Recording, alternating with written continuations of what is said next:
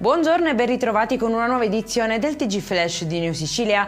In apertura 5 persone sono state arrestate per un agguato armato che secondo gli inquirenti sarebbe stato organizzato per vendicare il ferimento del figlio di uno degli indagati, esponente di spicco di un clan mafioso.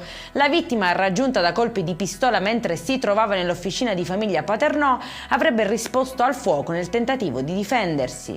Violento pestaggio in piazza Stesicoro a Catania, un 14enne è stato preso di mira da una baby gang. A detta del padre, per passatempo. Il padre ha affidato la sua rabbia ai social, pubblicando una foto del figlio in ospedale con bende alla testa e al volto, in particolare all'occhio destro. 2 aggressori, entrambi minorenni, sono stati già identificati dalla polizia e riaffidati ai genitori.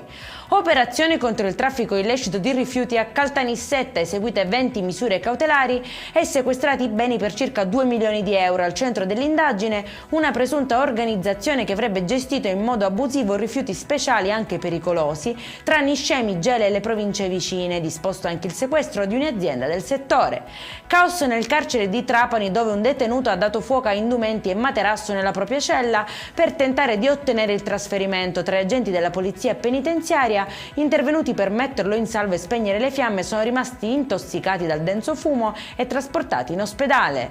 E in chiusura Ribera festeggia i 109 anni di Giuseppe Neri. Secondo i dati dell'Associazione Italia, che tutela i diritti degli anziani, risulta essere lui l'uomo più anziano della Sicilia. Nato il 5 gennaio 1917, ha attraversato oltre un secolo di storia tra guerre, cambiamenti e 10 pontefici.